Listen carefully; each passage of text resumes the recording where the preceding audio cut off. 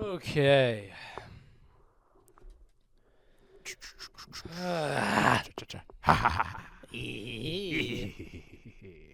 Tickles my fancy. Oh man, tickles is fancy. This is a guy whose fancy you do not want to tickle. Dude, you gotta leave my shit untickled at all costs. Dude, I fucking when I was a kid, there was literally nothing Yeah. that I hated more And getting being tickled? I hated that shit. Yeah. People love to do it because when you express that you don't want a thing to happen to you, It's gonna happen to you. it's gonna fucking happen. Why are people like that? It's disgusting. It's horrible. Yeah. You gotta hit them with reverse psychology. Uh-huh. Tickle me. I love being tickled. I get off on being tickled. I'm a little freak who loves to be tickled. Tickle me and watch what happens. That was the beauty of Tickle Me Elmo. He was teaching a generation of kids to cream themselves. Exactly. That's what Tickle Me Elmo did, right? That's what that fucking freak did. Yeah, girls had the peeing dolls he would take care of or whatever. The little guys, piss boys. Yeah, guys had the Creamboys. Creamboys. Piss girls, Creamboys. Can we have that be people have names for fans of the podcast? Can the Sorta Sorcery had be the Creamboys? Creamboys. Yeah, man. They can be whatever we want, right? It's true. Why not Creamboys? It's true. We can mold them and make them whatever we want them to be. Why not Creamboys? Make them in our Creamboy image. Although, now you got that sound. That's horrible. Oh yeah, that is bad. It's you just can't fucking win. You really can't win. Guy like you. This is good. Give myself a little wiggle room. There you go. Wiggle room. It's not figurative at all this time. Yeah, It's actually I can see it wiggling. I need room to wiggle. Wiggle my shit. Wiggle my shit around. Just wiggle it around a little bit. Wriggle my shit. I need a wriggle room. Wriggle room. Isn't that what Dune was about? Yeah, the getting wriggle some room. wriggle room. God Emperor of Dune is just Duke Leto the second trying to find some wriggle room. We're just two buddies discussing fantasy. Oh God, it's Sorta Sorcery. Welcome to Sorta Sorcery, the #1 podcast among people made of sand. Wow. Yeah. Oh, yeah. Sandmen and women. You hit them once and they just disintegrate. They disapparate. Is that a word? Disapparate? Yeah, why not, right? Yeah, why not? They disandify. Disandify. Yeah. Yeah. Whatever the opposite of to become sand. Yeah, is. to calcify, to re-sandify. Yeah. They become glass. Oh, that would have been so much cooler. Yeah, because that is the way that you would write. We'll get into it. There are a lot of ways I would have written this movie, Conan the Barbarian, 2011. Yeah, that's what we're talking about today. And Sorry, guys. Would not have written it the way they did, per se. Directed by Marcus Nispel. Now, this movie is new. It's a new film. Oh, yeah. Relatively. It's the newest one that we talked about. Yeah, 13 years was like yesterday, really, in movie terms. Yeah. Citizen Kane was like a million years ago. So. Crazy how time works. It's like an accordion. Yeah. The closer you get. The closer you get, the more of these movies you have to watch. It's the Doppler effect. And, yeah, so I know everyone was waiting for us to discuss Conan. Yeah. And here you have Conan it. fans here. This is as Conan as it gets, really. It's so funny because, I'm listening back to the Beastmaster episode, and we make the joke. We say, one of these days we're gonna say we're gonna do Conan. I'm not gonna tell you which one. And boy, did that joke backfire on us. Yeah. Egg on our face. Egg on our face. This movie's rough. It's a rough movie. Yeah, and I think a lot of the movies we've watched they're rough in other ways, right? They're not. Yeah, they're rough around good the edges, films, but they're not rough to watch. Yeah, they're fun to watch. Yeah. Is this movie fun to watch? No. No. It's tough. What is fun, really? What does it mean to enjoy yourself? Some people, when we were watching My Strange Addictions, some people like eating glass. Yeah. Some people like eating rocks. That's fun to them. I'm a masochist, and my vice is watching this movie over and over again. Yeah. Your strange addiction. Yeah, it's watching Conan the Barbarian with Jason Momoa. See, that's worse than eating rocks, because that'll rot your mind instead of rotting your teeth. From the inside out, it ruins your soul, your character. And this week, I'm gonna go through the plot. It's gonna be like a little. Plot, I'm not gonna really get that quotes. deep in, because it's not that deep. No, this movie. No, it's really not that deep. And then we'll talk about what went wrong here, because we have a lot of thoughts. We'll talk about it. What went wrong? Yeah. But you know how you start off a movie the right way. Morgan Freeman, #1. He's got to do something in your movie if you want it to be good. Yeah, right. And it's the voice of God. Yeah, instead of strictly playing God. I was about to also make a Morgan Freeman Ask God reference. Instead of strictly playing God, he plays a godlike figure. It's true. A narrator of sorts. Exposition. And we get an amazing, long-winded prophecy right at the beginning. Yikes. It feels like he's talking fast. Yeah. I don't know. He's like moving I don't know through whether it is or not faster than it should be, but it feels fast to me. And like the feeling that it creates is that like, oh, okay, this is some kind of like Conan, because like, you know, Conan based in short stories. Right. This is some Conan story that they're just kind of like getting through the exposition of. No, they just made all this shit up. Yeah, they made this up. They made it as like convoluted as possible. We'll get, whatever. Yeah. We'll get I mean, here's the thing. Even if you're doing it based on Conan, how many people in the year of our Lord, 2011, know the Conan lore? Yeah. But whatever. There's a prophecy. We're talking about, you know, after the fall of Atlantis. We all remember this. You remember that? It's basic history. Uh-huh. But before, like, normal times. So, Sure. you know, this is a while ago, I guess. Before planes. There's this dark empire. The Cars spin-off planes. Yeah, planes. Yeah. This is somewhere in, like, the Disney Pixar verse. You have the dark empire.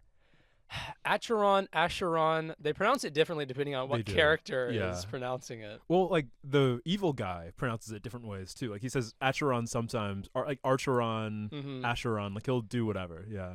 These guys are bad. That's all you need to know. Yeah. They're dark empire. Not good. And dark means bad. Dark means bad. and we'll actually, I mean, that does appear again in the movie. Apparently light means good. Yeah. White means good. Well, These dark guys, they craft a mask to summon spirits. But it's not like a fun Jim Carrey mask. It's like a just I don't know, like a tentacly stupid mask. But it's not like a mask because it doesn't really cover his face, does it? No. It like goes around his face. Yeah, imagine like some like calamari that goes just around your like tentacles, your eyes and your mouth. Yeah. It's weird, but they're gonna try and enslave the civilized world with this mask, and they actually do it. So they beat everybody, but the barbarian tribes, they won't give up. They won't give in. Those guys are good. They're going to fight back, and they shatter the mask. Boosh, somehow. Sword to the mask. Sure, like the entire civilized world couldn't do it. Their armies, their whatever, they couldn't fight this guy. Yeah. Because of his incredible godly magic. Yeah. Just like some guys pulled up and just took it Yeah, down. big sword. You know, you take a crack at the mask, it shatters into a million pieces. Easy. And they decide that the most prudent thing to do is to keep the shards. Well, in case they need it later. In case they want to use the power of the mask. Yeah, it's like you get back from the grocery store, you keep people the bags, you know. Oh, also, it becomes important later. You need like the pure blood of like an Acheron. Yeah, did we not mention the pure blood of an Acheron person? You need that to activate the mask. Well, that's just like a default thing you need in most recipes, you know, like you're reading like a home goods recipe for like cookies, like sea salt chocolate cookies. Yeah, butter, milk, eggs, the blood of a pure Acheron princess. Yeah. Yeah, we need that. So I don't know. I guess they can't use the mask, but they're keeping the shards. These barbarian lords. Wait, they each take a piece. Pure how? Pure as in blood quantum. Yeah, blood quantum. But like, does that imply like inbreeding? Like, what does pure mean in this context? I feel like I'm gonna say yes. Yeah, it's like a strong stand on yes. Okay, I mean she does have like very like don't inbred people have like really pale skin sometimes? That could be because she does have that. Well, yeah, whatever. Yeah, we'll get into it. We'll get into it. But the mask is. We win, right? The mask is gone. Yeah, it's gone. Acheron well, it's falls. not gone necessarily. It's actually just in like 5 pieces. That are like all in the same region, too. Yeah, they don't keep them very far apart. And they don't even hide them, really. No. We'll see that in a second. Basically, prophecy says some guy's going to try and reassemble the mask. Yeah. And then we cut to fetus shot of a fetus inside. Just really weird. You're like weirded out by the fetus. Yeah. And then you're really weirded out because like, boom, blood. Oh my God, what's happening? The pregnant lady is fighting in a battle. Yeah. Gets cut. Then like stabbed. She's going to die. Yeah. Ron Perlman has to. Hollywood actor Ron Perlman. I don't even remember his character's name is like Corin or something like that. Yeah, it's Corin. Yeah. Yeah, Ron Perlman cuts the baby out. He has to save this child, right? So he does like an emergency C-section.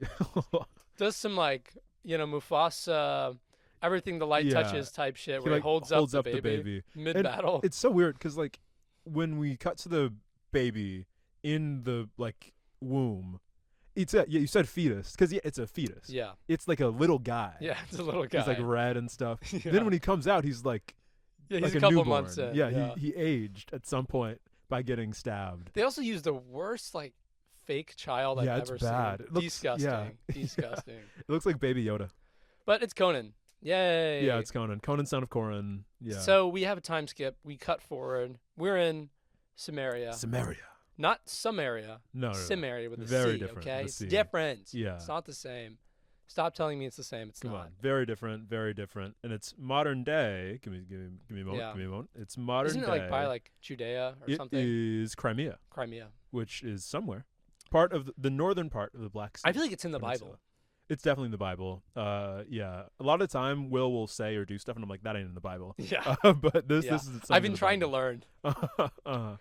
But we find little boy Conan. He's like 10 or something. I don't know. Yeah, He's engaging in some rite that the village has. I will ask trivia question. What Uh-oh. Disney XD show is the kid who plays young Conan from? What Disney XD show? Yeah. Oh boy. Yeah. I'm just gonna tell you, Yeah, Kicking It. He's in Kicking It. He's in Kicking It? Yeah, that's why he could Wow. fight so well. That's why he's kicking it. Because This he whole was movie. trained by Rudy Gillespie. Yeah. That's a Kicking Imagine It if you're joke. trained by Rudy Gillespie and Ron Perlman. Uh-huh. How strong you would be. God. How powerful. And he's good. He's good too. He's pretty good. And yeah, there's this like the rite that like Yeah. the kids have to. Yeah, you have to take an egg Yeah. and you have to like run around the mountain with an egg. Yeah. And if you come back and the egg's unbroken, you get to like fight a warrior or something. Yeah. It's really weird because I distinctly remember doing the egg thing is not like the end of the rite. Like it earns you the No. ability to do something else. It's like the Weird. preliminary part. Yeah. But Conan, I mean, he's a smart guy. He puts the egg in his mouth. He starts fucking up the other kids. He's like pushing him over. Yeah, he's breaking their eggs. Yeah. Egg on their face, Oh, that's good. not his face. Egg on their face, egg in his mouth. Yeah. And he's running, right, and he notices some dudes with mohawks who appear in the periphery, and they're chasing him. Yeah. And they're also snarling at him. Yeah, they have like fangs and stuff. I mean, yeah. if you'll notice on the Instagram, we have the bingo up. We marked racially dubious goblins. Racially dubious goblins is up there. And these are them. Them's them. These Okay, are them, I'm- folks. Gape at them and their oddity. Why did you say it? Like you're showing off King Kong. Yeah, here they are. Because that's what it feels like. That's what it okay? feels like. It's very like exhibitionist. They it's look like, yeah. entirely human, but they Uh-huh. just only make animal sounds. Yeah, they're beast men.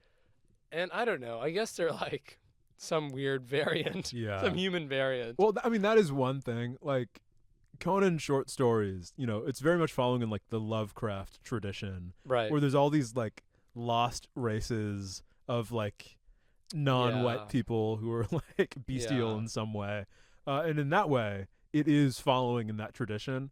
But also, it's like it's 2011. Yeah, it's 2011. We know better. It's funny that like they take the like weird problematic stuff from Like, like we the want Conan short this. story, We but want to like use none this. of the interesting stuff. Yeah.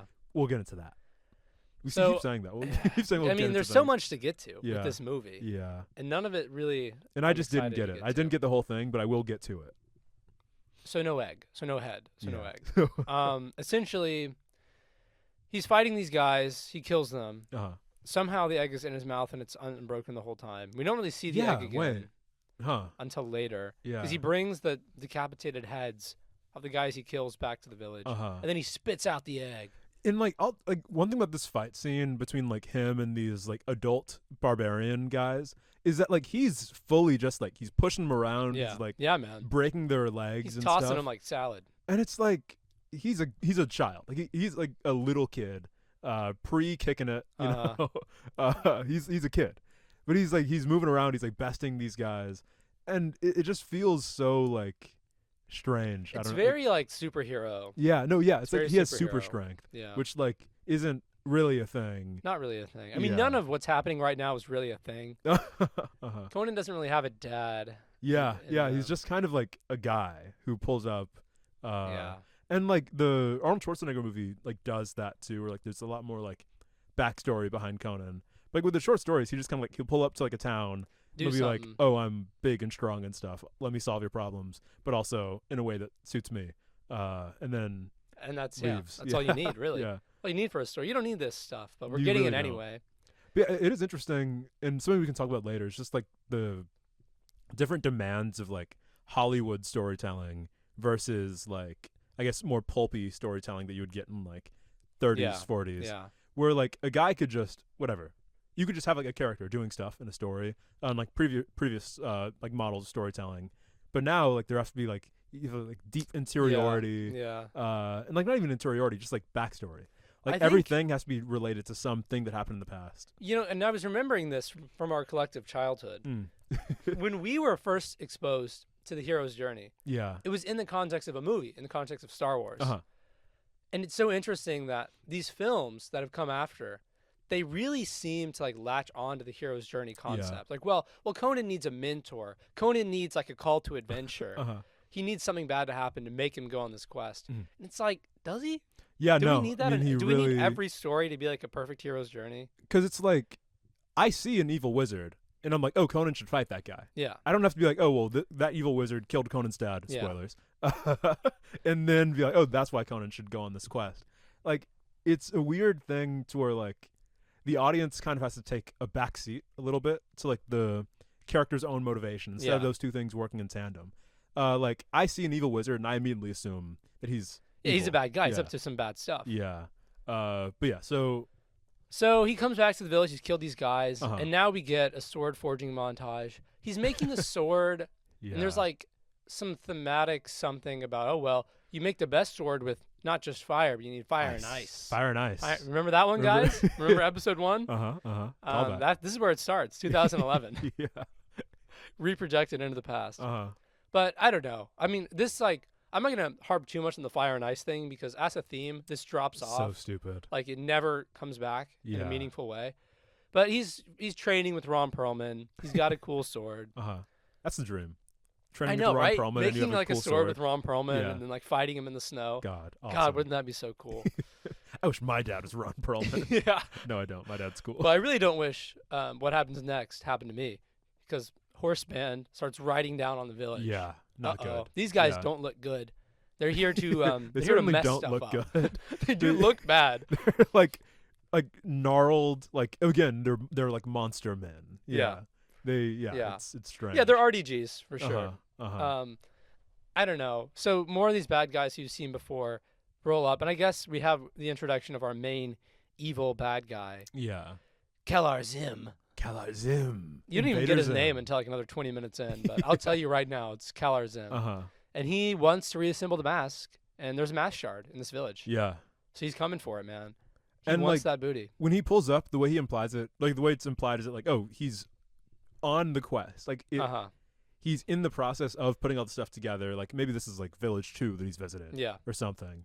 And then oh no. Yeah. No, like, he needs one shard. Yeah, it's Ron Perlman has the last shard of the mask. And I'm sure they come to some kind of like amiable agreement. They can talk it out. Yeah, they can talk. I mean, all this guy wants to do is become a god. Yeah, come on, just let him do it. Right? Not that deep. Really, don't you want a god?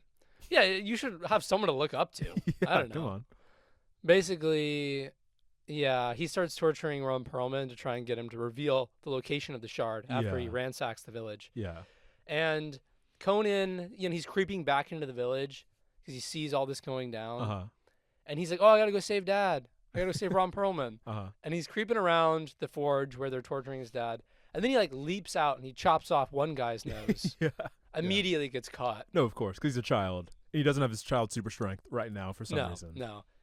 So he's just like, whatever. He's watching it all go down. He watches another new character enter the scene.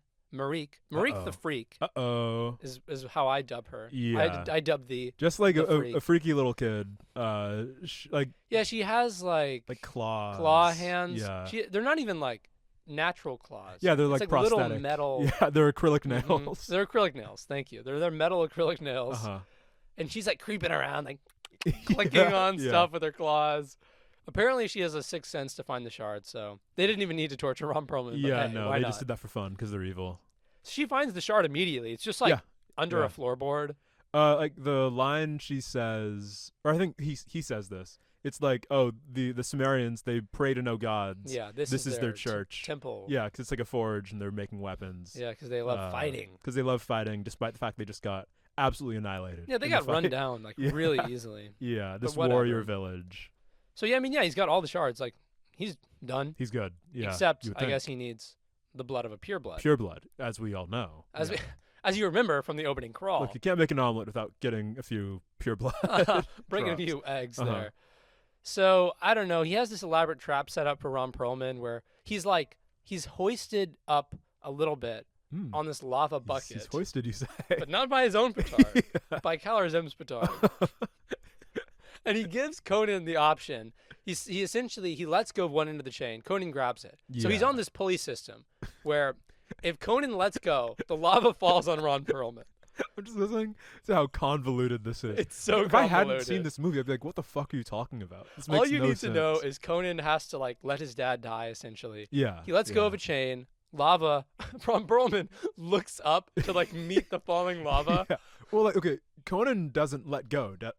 Ron Perlman yanks it down on him, doesn't he? I thought maybe he yanked it. I thought Ron Perlman yanks it down, but then he also looks up at it as he's doing it, and that was what was crazy about it. Yeah. He caused it to happen, and he also looked up while it was. So yeah, his face melts off. So dad.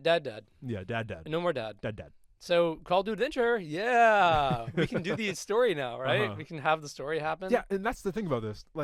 It just feels so unnecessary because if you're watching a Conan movie, you're assuming Conan is going to fight people and stuff. Yeah. So you don't necessarily need an explanation on why he's fighting people.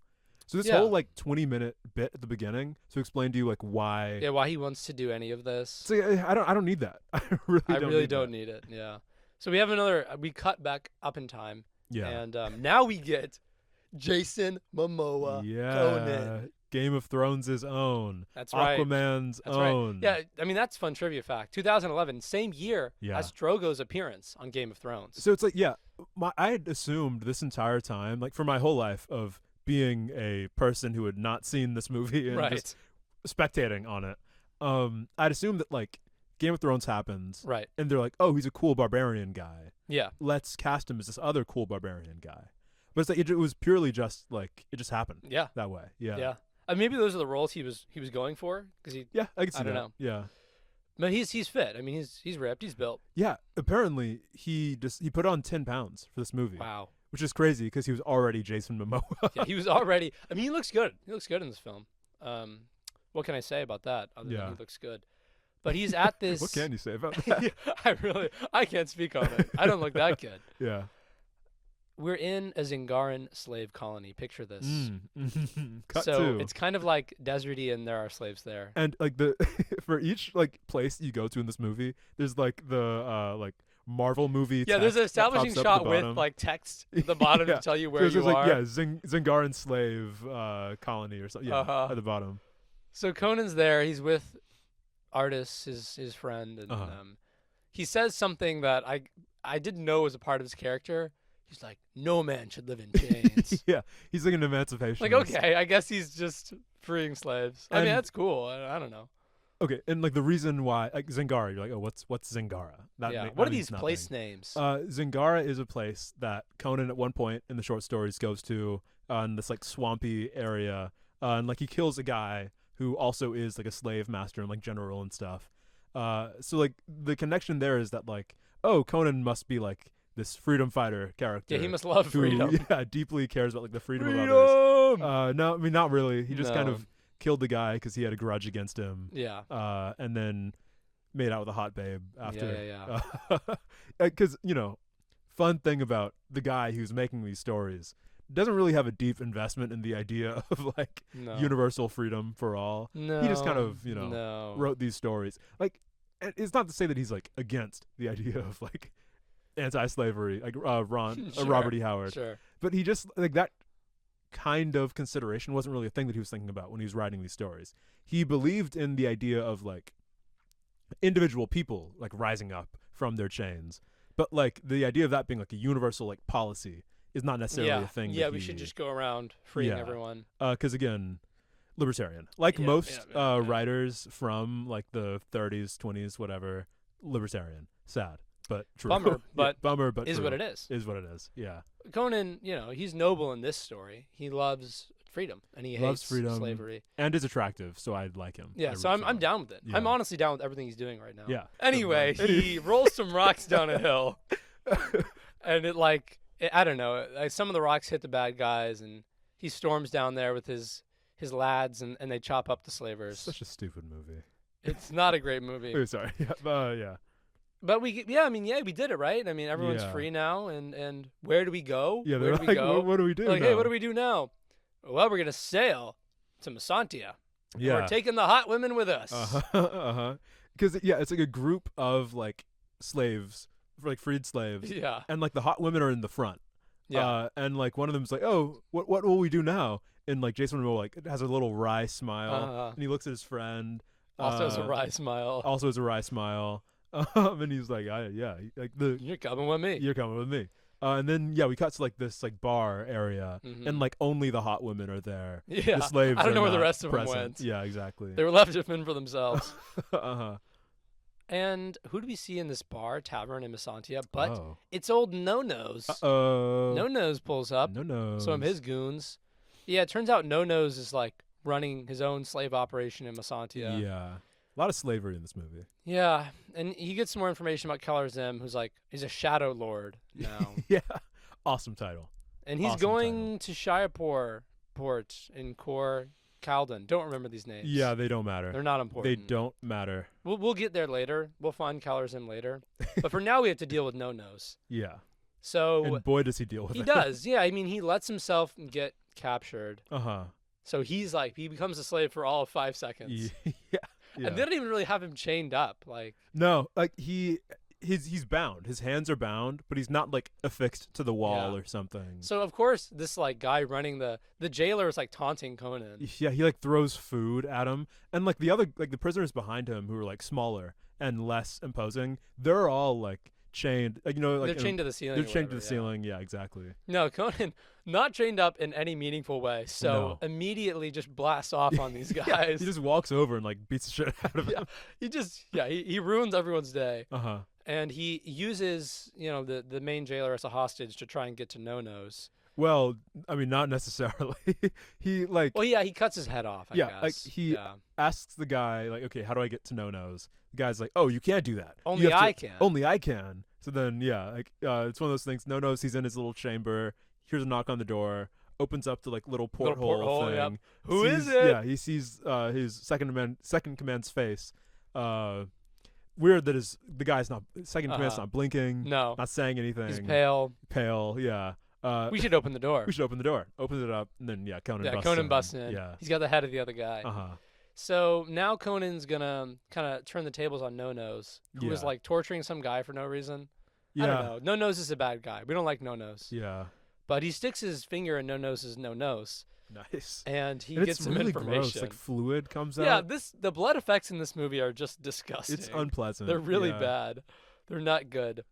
So he gets information on Keller Zim, and then he makes No-Nose eat the key to like the main slave pen or something. Yeah. Yeah, I don't know. Makes No-Nose eat the key, and then he drags No-Nose outside, and he's like, "Hey guys, you want to be free? The key's inside of this guy." So all the slaves jump on him and they tear him apart basically. And I had assumed that the key was to like the prison. Yeah. But all the slaves who tear they're him apart, already out. They're already out. Yeah, that's correct. I guess it's like an allegorical thing. The key represents like freedom. They're taking it back from No-Nose. They're taking it back by tearing apart this man's entrails. Awesome stuff. And Conan, instead of just like handing them the key, decides to do that. Yeah. Why not, right? Why not? Yeah. So from there, we cut to our main baddies. Well, I don't know about baddies. Yeah. No, I mean, baddies in terms of a moral, moral disposition. Uh-huh. And they are like carrying their ship on land. It's just so stupid. I don't know. Yeah. They use their ship as a battering ram to bust into this city, where they're raiding a monastery because they're looking for pure blood. Yeah. I guess the witch lady can. Oh, she's grown up now.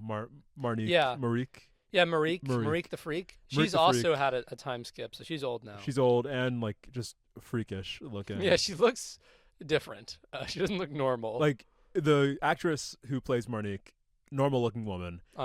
Every day before shooting, they put her in like 6 hours of makeup to make her look the way she does. Yeah. She's pale. She has like no eyebrows, right? Yeah, like no eyebrows or something. And just like it's a strange look. It's weird. She's a witch. She's a half human, half witch. which I guess is like that's a thing you can be. It's a thing you can be in this world. Why not? And she can sniff out where the blood is. Mm-hmm. So it led them to this monastery. And basically, there's a woman there named Tamara. Yeah. Who is our femme fatale, I guess. I guess she is femme. And she's talking to like the main monk in charge. And he's like, I guess he has the gift of prophecy or something. Yeah, he's like telling her future. Yeah, you're gonna meet a guy, a warrior. A warrior, and he is gonna like lead you to your home country. Yeah. Yeah. Something like that. Yeah. And that's what he says? And that's Conan. Yeah. Huh. She'll meet Conan, and she will. Yeah. But the bad guys, right? They boat in, and they're here to take her away. But she's gonna make it out of here. They boat in, and it does not bode well. It does not bode well for these monks. Uh-huh. I mean, some of the warrior monks are like, they're with it, they're on it, they're ready to go. Yeah. They launch into action, and they steal like a carriage. Yeah. And Tamara runs away with these warrior monks in the carriage. Uh-huh. So they escape the city. Good for them. They get out. But that's awesome. Yeah. But do they really? No. Cut to Conan. He's got the world's stupidest telescope. Yeah, it's like what is weirdly like leathery. It's a leather telescope. It's like made of like parchment and paper.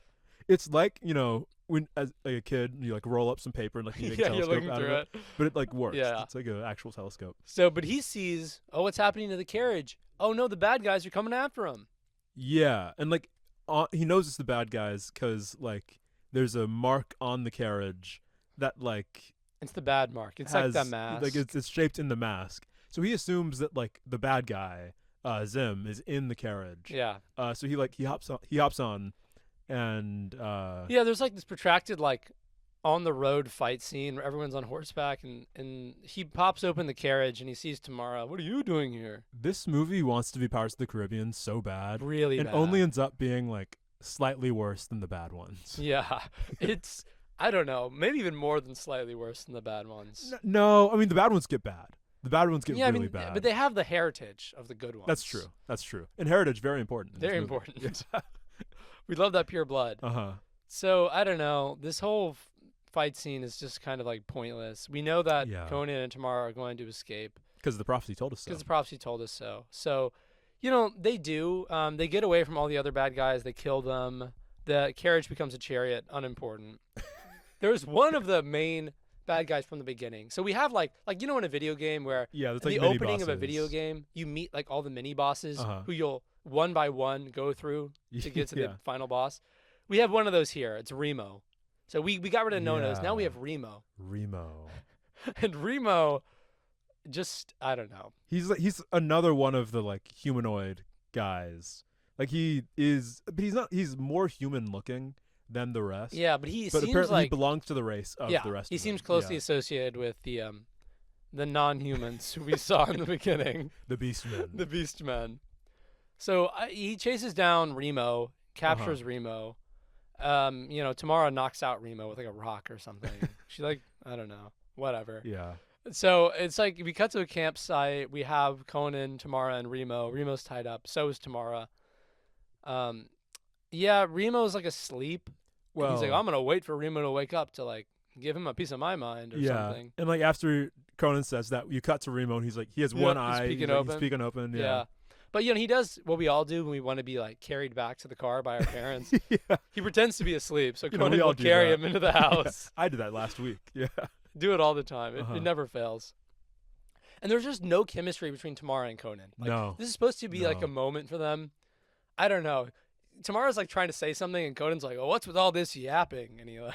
And it's like if I was writing a movie, right. And like a lot of these movies, like the script isn't like finished when they like start shooting. Like, you see how things work on the day, and you like kind of retool things around.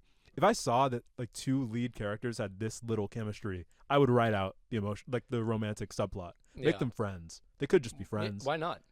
Could just be acquaintances. They never speak to each other. Yeah, think about Aitor.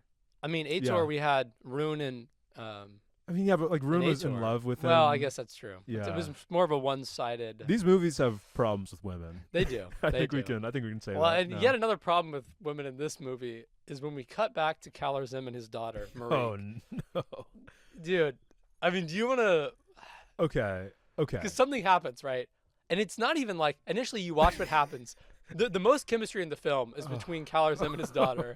And you think like, oh, the writers made a weird choice here. Nope. This time, they're not to blame. This time it's not the writers. They're not to blame. Okay, so imagine this.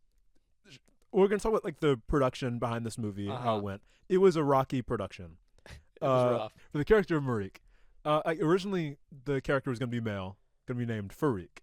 Yeah. Put out a casting call for like a half human, half witch wizard character. It was going to be a guy.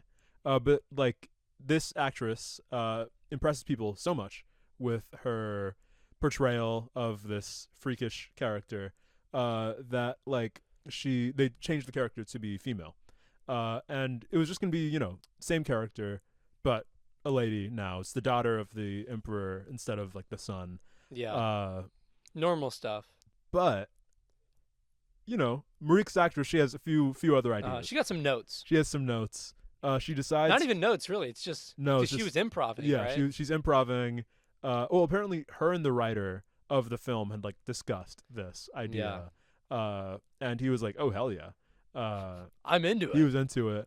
Yeah, they inject this like Elektra complex. Not you're thinking, oh, Elektra, the Daredevil character. No.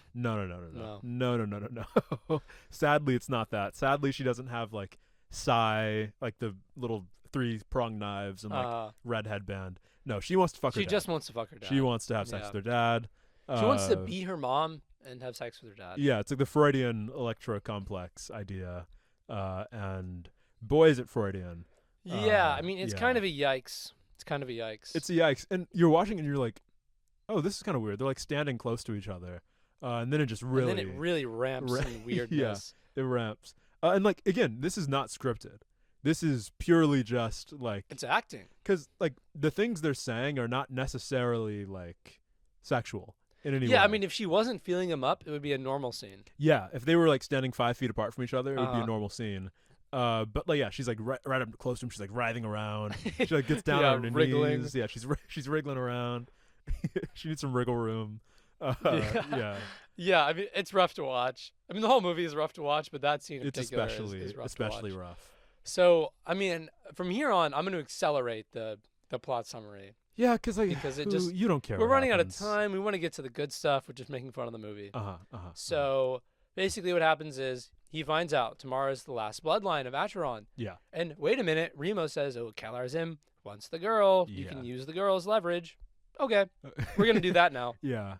So essentially, he goes to where Zim is. He catapults Remo onto the ship. And like with pinpoint accuracy. Yep, right into the bedroom. Right into their bedroom where Zim and his daughter are sleeping together.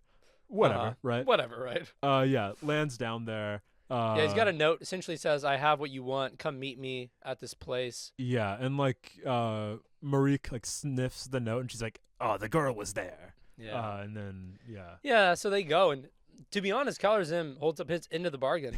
He only shows up with like him and Marique. Yeah, exactly. We're watching this and we're like, "Oh, Conan, this is a dumb idea." Yeah, of course, setting the up a evil trap. lord the Shadow Lord is going to show up with like all of his guys and like take you by sheer force. No, he actually brings the money. Yeah, he brings the money. It's just him and Marique. They hold up their end of the bargain. But of course, Conan Duplicitous. not really here to do deals, to do bargains. Yeah. So he wants to kill Zim. Zim doesn't initially remember who he is. Remembers later. But before he gets to fight Calarzim, he has to fight Marique's like sand minions, who she summons out of the ground. Yeah. And this scene goes on for like 10 minutes. It's really long and like really stupid because like it's like a video game again, where like he'll hit the sand guys and they like turn to like sand. They turn him back into sand immediately, and then they just like come back. Uh-huh. And it's like just I don't know. It's dumb. It's not fun. I don't enjoy that part of the fight scene. No. But I don't know. He beats the sand guy. He wins, I guess. She runs out of sandmen, and now he gets somehow, to fight despite there Calarzim. not being any less sand in the place. Yeah. Weird, right? You think she Weird could just how go that on works. forever. It's the same way that like somehow Sandman finds a way to lose every fight with Spider-Man despite being a god. Yeah, like, you should be invincible if you have sand powers. But whatever. I mean, he's fighting Calarzim. He's doing okay for himself. Calarzim remembers who he is. It's like, oh, it's you. Yeah. And then he gets boomeranged. Marique throws a poisoned boomerang at him. So he's like poisoned now, and he's losing the fight. It's really dumb. And like okay. In the Conan short stories, there's like this black poison harvested by black people in the black swamps. you know. Yeah, you remember this. You remember the black swamps. And like one touch from that, you're dead. You're done. Yeah. So I see Marique pull that out, and I'm like, oh fuck, he's done. He's done. He's about to die. Or like it's about he has to like narrowly dodge something's it or gonna something. Have to happen. No, he gets hit by it. He's like, a bit woozy, but he's still fighting. And the fight still goes on for like a while after that. Yeah, he's still doing fine, and he ends up, he escapes. He hops off the cliff. Yeah. I don't know. He gets saved by Artis, who's like sailing nearby. Yeah, his friend comes to pick him up in Jaipur. Uh-huh. So yeah, he gets picked up by his friend, and everything's good until like some pirates board the ship, and another one of like the mini bosses goes down. Yeah. It's not really not an interesting sequence. Tamara, the love interest, ostensibly learns how to fight, because this is a Pirates of the Caribbean movie. Yeah. She's becoming like pirate lady now. Yeah. Isn't that fun? Yeah. She's just Keira Knightley's character, but worse. Yeah, whatever. We win the pirate battle, and they disembark on some random island and have sex. Yeah, and it, like they go right into it. Yeah, and like I don't know what this movie is rated actually, but like it's a sex. It's probably R. Yeah, it's probably R because of just the gore. But. Yeah, the gore and also just sex. Yeah, and they swear with like modern day curse words. Yeah, which like, is really shit. funny. Fuck. Which, like, I guess, whatever. Why not, right? Why not? But yeah, so they have sex. It goes on for like a bit longer than you want it to go. Man. And it's like, how do you make a Jason Momoa sex scene like bad? Yeah. But they find a way. They do find the cinematography is the worst of any movie I've ever seen. Oh yeah, we haven't talked about that. Like everything's really desaturated and like just uninteresting to look at. Yeah, and I mean, we'll talk about our mini qualms. Yeah, whatever. With this film. So she leaves the cave. Oh, we do get to see Jason Momoa butt, which we do. We see full backle. That's worth the price of admission. We see full backle. Worth the price of admission. Yeah. But she leaves. She does not get the price of admission.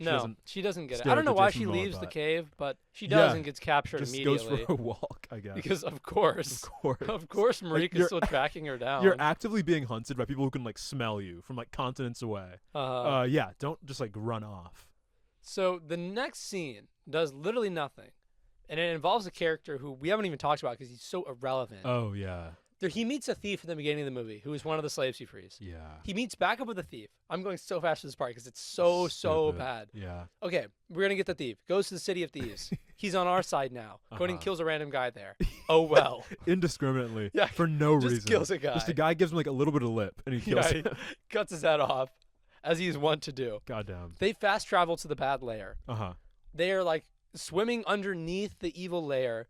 And like these underwater catacomb type things, whatever. They come up from beneath. Oh no! There's another mini boss, and there's like a tertiary mini boss who's a sea monster. It's like a squid. That's the environmental. He's an environmental hazard. So he's fighting a squid, and it's the worst sequence you've ever seen. Well, like it's the best like movie monster thing ever, because like it'll be like I think in like the Terminator movies where like if the Terminator's like taking on like an extra, he'll like shoot him down, he'll break his neck, he'll kill him immediately. But like when he's fighting character. Like Sarah Connor or like John, like he'll like throw him around. Exactly. Yeah, the sea monster throws around the main characters, doesn't do any damage at all. The first thing we see the sea monster doing is like just crushing a guy, crushing a guy, pulling him under immediately, no resistance, no whatever. Then like when he's fighting a main character, he'll just like kind of slap him around with like his tentacles. It's dumb. It's so dumb because, of course, Conan wins. Like, the main bad guy who's commanding the sea monster, like, gets a little too close. Starts fighting Conan a little too close up. Yeah. And, of course, he gets hoisted by his own petard. He does, in fact, get hoisted by his own petard. That should be on the bingo. That should be on hoisted the bingo. By his own Me petard. saying hoisted by his own petard. He dies. Like, whatever. The sea monster gets the bad guy. And our heroes escape. Oh, no. They've left the palace. Tamara and Kalarzim and Marique, they're not even fucking here. So what was all this for? It was a fucking waste of time. What was all this for? Oh, what's that? I see them walking to Skull Cave. Now we have to go to a new location. Let's go to Skull Cave. Let's go to a less interesting version of the cave from the end of the first Pirates movie. Exactly. That is exactly what this fucking cave is. So they're going to do the ritual in the cave. They have everything they need. They have Tamara. They have the mask. The bad guys are seemingly going to win. I mean, they really should, right? It's like initiated. All you have to do to like complete the ritual is just get some blood, put her and, on like, the mask. The whole movie, you're thinking, oh, they need the blood of this woman. They're going to kill her. They're going to get all of her blood. This is also from the Pirates movie. This is also same exact bit from the first Pirates movie. God fucking damn. yeah, man. But yeah, so they get a little bit of her blood. Yeah. Because it turns out like they waste not. Her body is what going to be Barbossa reincarnated, and Calorzim's dead wife, who was a witch, who's Marik's mother, is going to be reincarnated in Tamara's body. Which is like, and then she'll make Calorzim a god somehow. Like worse, but it works, right? Like he gets the blood on the mask. Well, he initiates the ritual. Yeah, but it takes 5 fucking hours to take effect. Yeah, because he gets the mask is activated. Yeah, and then he's just kind of like running around, still fighting with his sword. Yeah, he's not using magic or anything. Yeah.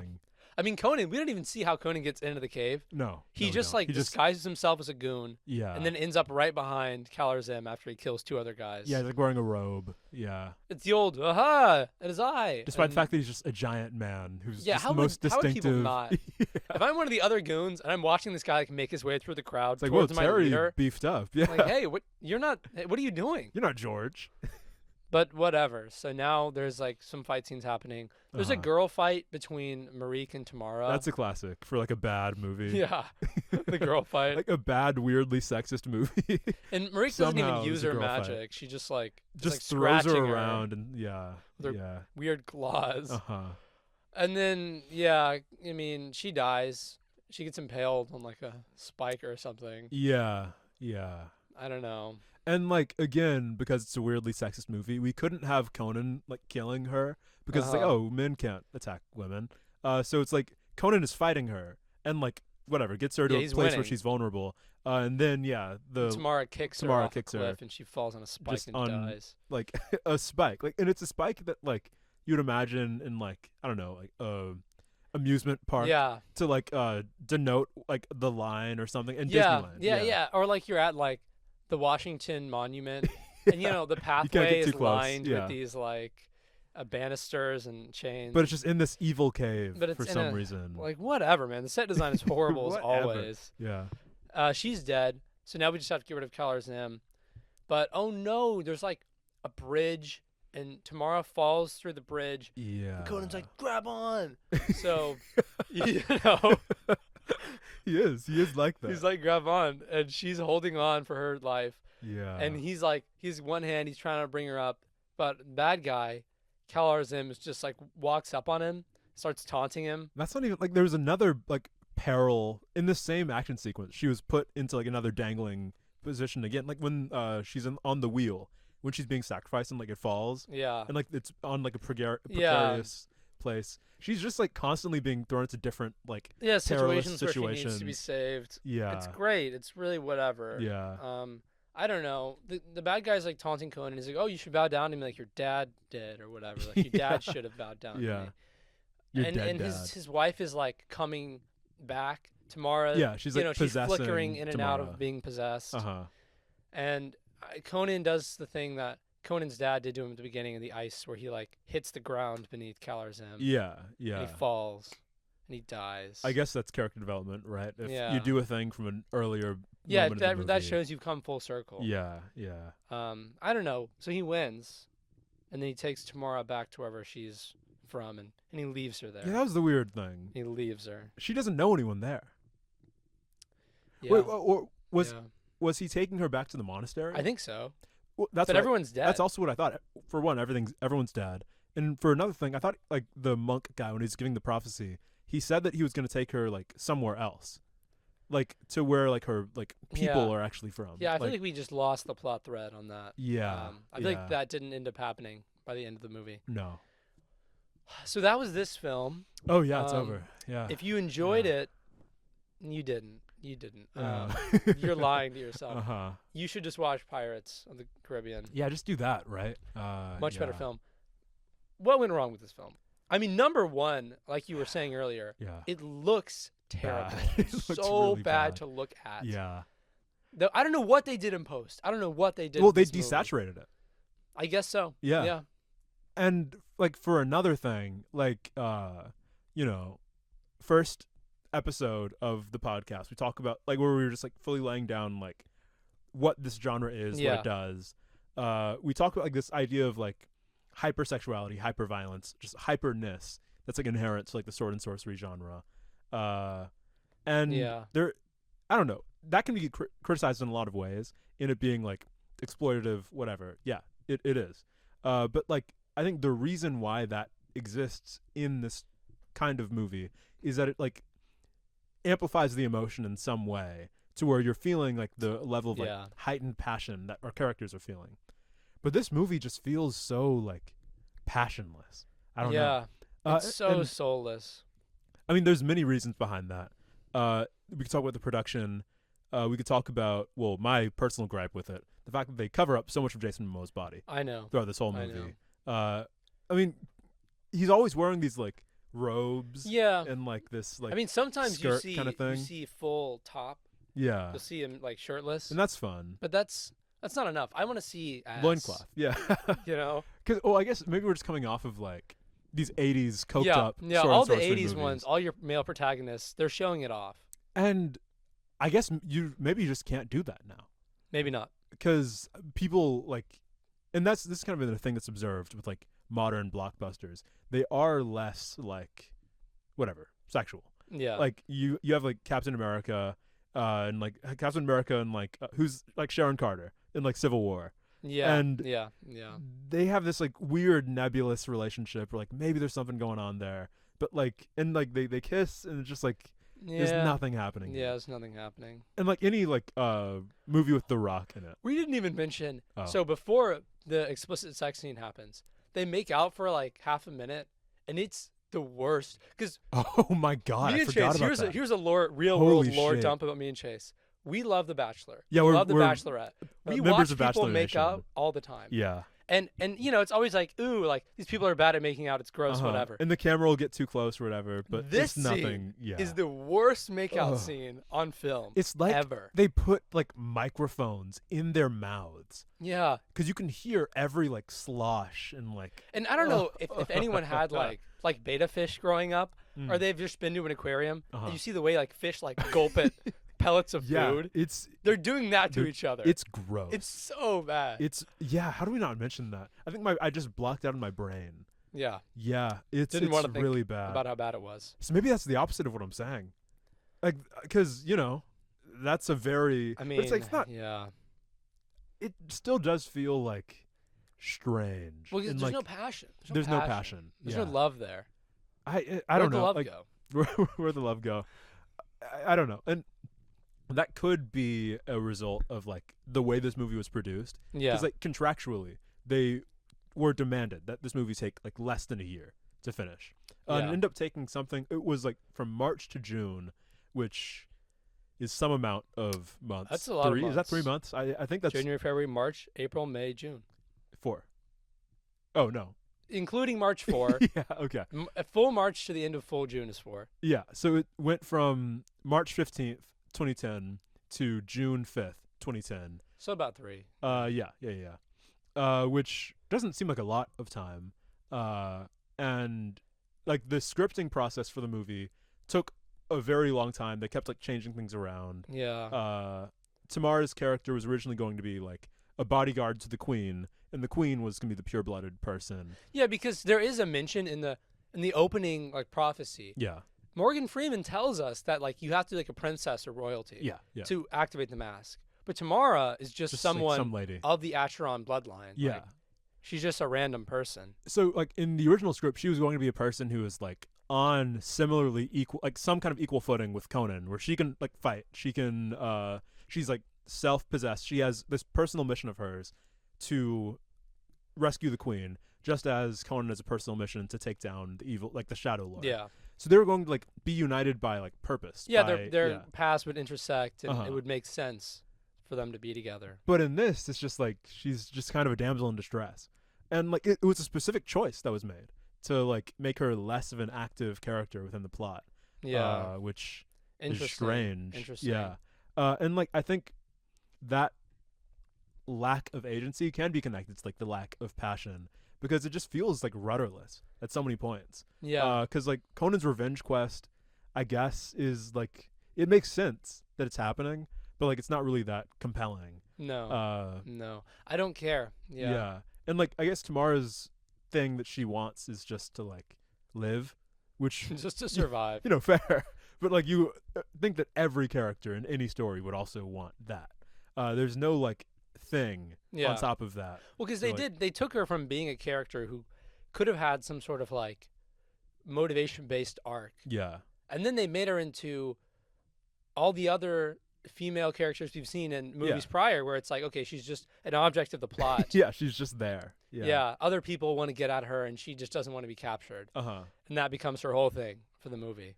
And like, it just feels like if we're remaking a sword and sorcery film for the modern age, we should do things differently than that. Yeah. Like, it doesn't feel, because this does definitely feel different, as we've been talking about, from previous sword and sorcery films in the way that it's less like amped. But that doesn't feel necessarily like a specific choice. It just feels like an accident of production, or just like a want to make this fit within like the generic Hollywood model where things are just a bit more subdued relatively to what they were previously.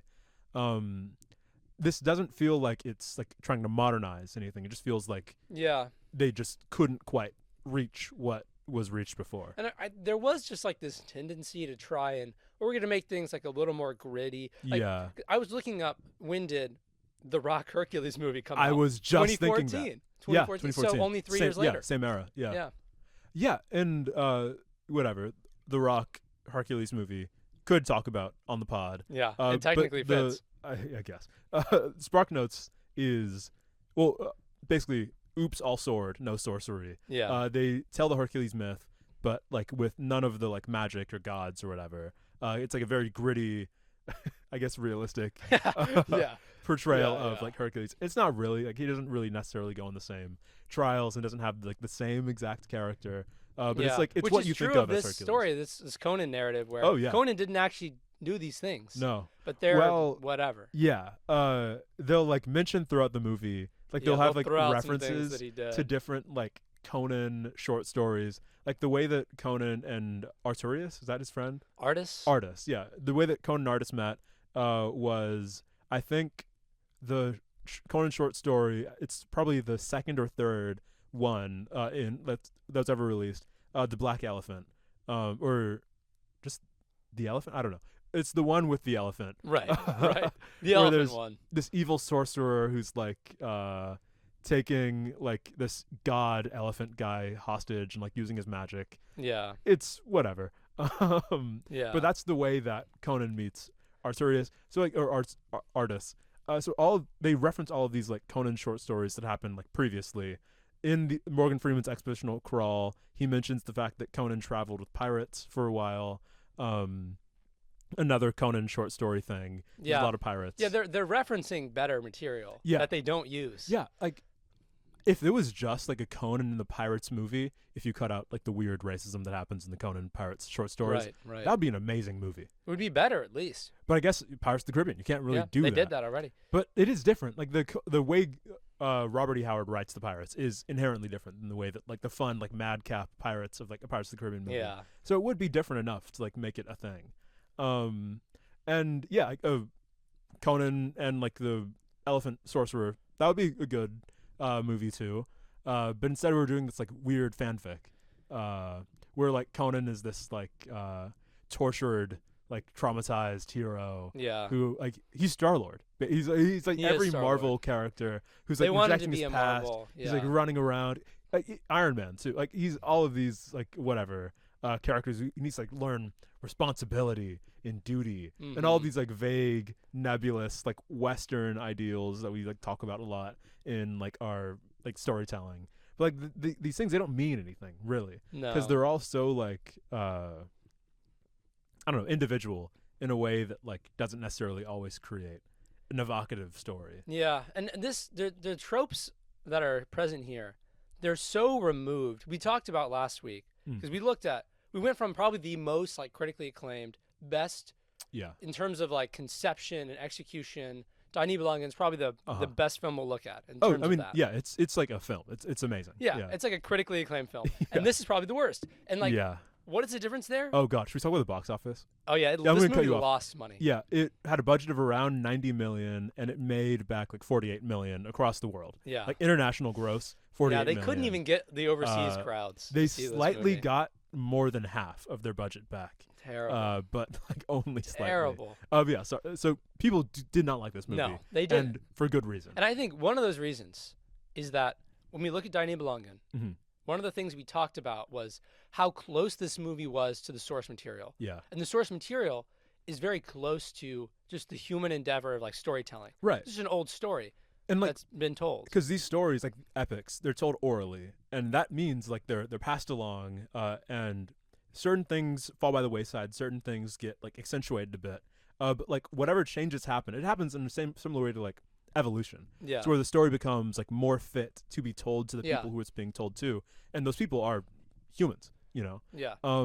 So it's like these stories in their like raw form do speak on some level to, like you were saying, the human experience. But like kind of the thing that we've been tracking as we've been discussing these movies is the way that like the sword and sorcery genre kind of shifts from this myth, from being based in the human to being based on like other sword and sorcery films. Yeah, because the tropes, right, they compound on each other. Yeah. And that even happens with the Conan stories specifically, where Robert E. Howard, still relatively close to the source. Yeah. It's exactly what you're saying, right? He's taking these like very old sort of mythic type tropes, but he's putting them in the context of like things that service his message in the time when he's writing. Right. His libertarian agenda, whatever, right? Yeah. Like some of the differences between Conan the Barbarian and like Siegfried, the myth of Siegfried, come from the fact that Robert E. Howard is writing at a different time. Yeah. He's trying to do something different with the story. Yeah, that is the thing. Like the Conan short stories, and we keep getting into like the biographical stuff about us. We're some Texas boys. Yeah. Robert E. Southern Howard, man. he's writing these stories. He's like out in like West Texas. He's like in this. I don't want to say wasteland, but you know, it's not much is going on in we can talk West down Texas on our own in state. the 1930s.